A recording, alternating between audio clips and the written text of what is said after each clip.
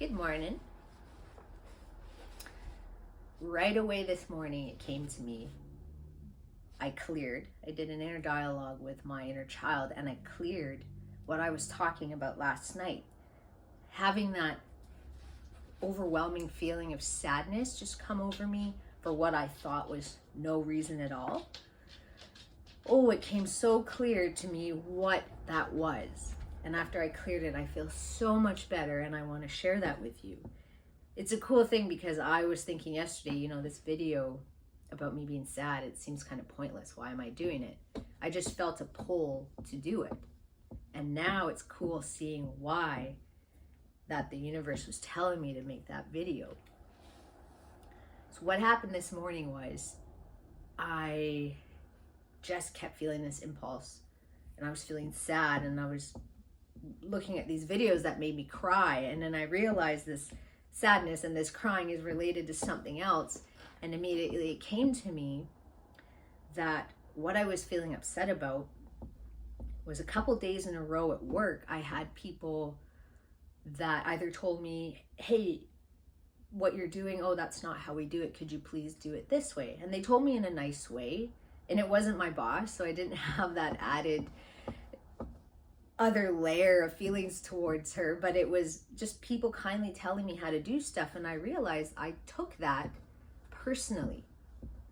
I was getting offended, even though I would say, okay, yeah, there was something in me going, oh, I'm upset. And then when I was witnessing one of my coworkers do something that wasn't the way we did it, I avoided telling her, hey, can I show you how we do this? Because all this fear came up in me that she's going to react unkindly to me, or she's going to get upset. The same upset I get when someone tells me, hey, this is not how we do things. So I sat with that feeling, and I realized I was talking to my inner child, and I heard that it was about when I was young and I was learning stuff. I never received that encouragement or the awareness that, hey, you're doing this for the first time and you're not good at it at all. And that is okay. You don't have to be good at it. You're not meant to be good at it when you first try something. And if you really like it, keep working at it and you can get better. What I got from the people in my life was, hey, why aren't you good at this right away? Why is so-and-so so much better than you? So the beliefs I started to develop were, I need to be good at stuff right away. I need to compare myself to others who may have been doing this for a couple years longer than me and be just as good or better than them, or I won't be loved. I will be told I'm not good enough, or that is how I perceived what was being said. I'm not good enough. You're stupid. You're unworthy. You're unloved. Why aren't you better? So my whole life I carried that around with me, where if I was stumbling along something that was new, I felt so much anxiety to be told, hey, that's not how you do it. Because I was taking those comments as a dig. Oh, you want to go outside? Can you give me 2 minutes? Just wait. She has to go pee. I'm going to let her out, actually.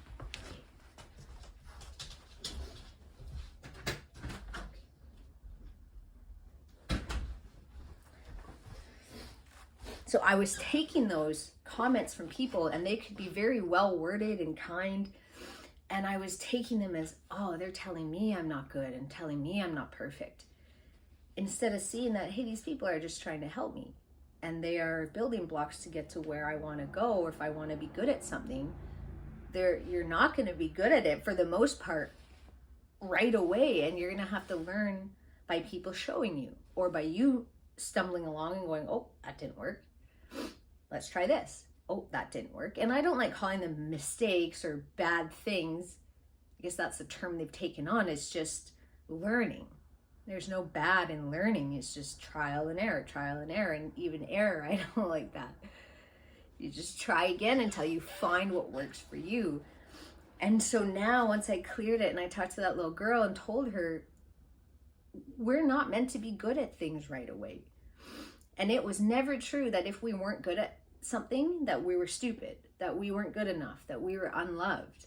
That is a ridiculous thing I realize now, and I started laughing, being like, we are meant to do this when we learn.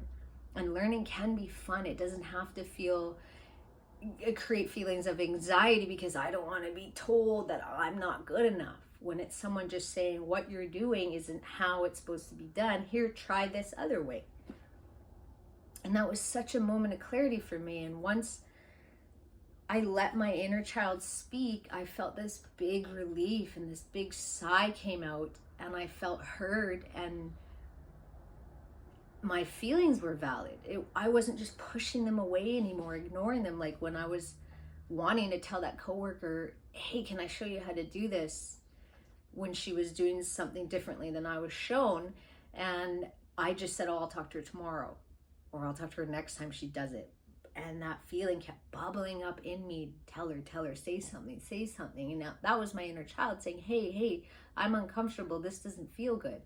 And in the past, I was really good at pushing those feelings down by any which way of means of distraction, whether that's some sort of addiction, just ignoring it. But eventually it's going to come out. It's going to come out. You'll blow up. This is from experience. I've blown up. I just started getting pain in some part of my body, or I felt sad for what I thought was no reason.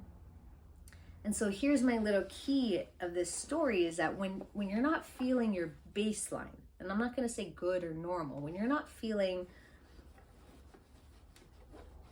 joyful, or something has shifted from what you normally feel, or you get this ache or pain, that is a signal from your body that there is some sort of energy trapped in you, whether that was from a long time ago, which it mostly is, and now it's being re-triggered and it needs to be released. And that's why you keep repeating certain things, or certain people keep coming into your life, because that lesson is not learned. Why that person keeps bugging you at work, or for me, why I kept being told, hey, can I show you how to do this?